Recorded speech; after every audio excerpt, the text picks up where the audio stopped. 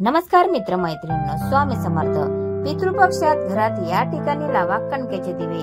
पितृदोष होईल दूर, आर्थिक तंगी मिटेल. पितृपक्षात आपल्या पूर्वजांचे म्हणजेच पितरांचे श्राद्ध तर्पण करण्याची पद्धत असते.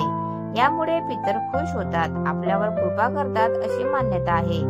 पितृपक्षात घरातील काही विशिष्ट ठिकाणी गव्हाच्या पिठाचा दिवा लावल्यास पितृदोष दूर होतो असे मानले जाते.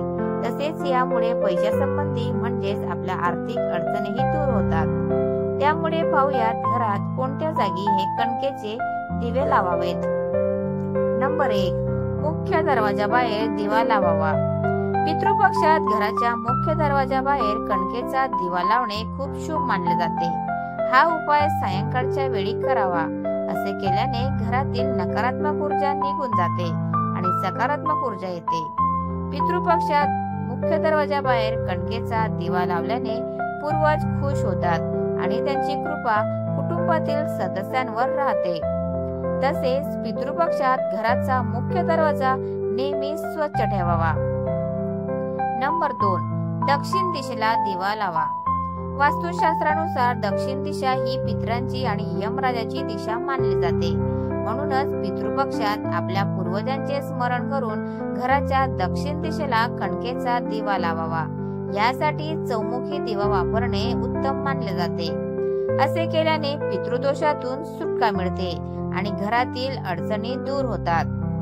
दक्षिण दिशेला चौमुखी दिव्यात मोहरीचे तेल टाकून दिवा लावल्याने पूर्वजांच्या आत्म्याला शांती मिळते आणि घरातील गरिबी दूर होते. घरातील गरिबी, सर्व आर्थिक अडचणी दूर होते आणि पूर्वजांचा आशीर्वाद मिळतो असे मानतात.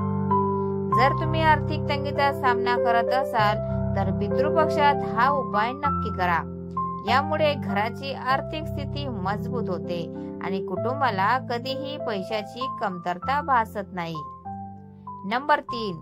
उत्तर पूर्व दिशेला दिवा लावा. पितृपक्षात घराच्या उत्तर दिशेला ईशान्य कोण देखील म्हणतात, जिथे कणकेचा दिवा लावावा. असे केल्याने कुटुंबातील सदस्यांवर लक्ष्मीची कृपा राहते आणि सर्व समस्यांपासून मुक्ती मिळते. तसेच रात्रीच्या वेळी आपल्या किचन मध्ये पाणी ठेवण्याच्या जागी एक दिवा लावा.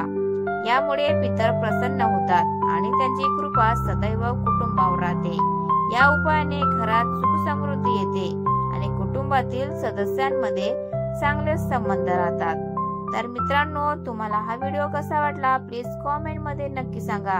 आणि व्हिडिओ जर आवडला असेल तर व्हिडिओला लाईक करा, शेअर करा आणि चॅनलला सबस्क्राईब करायला विसरू नका. धन्यवाद. Thanks for watching.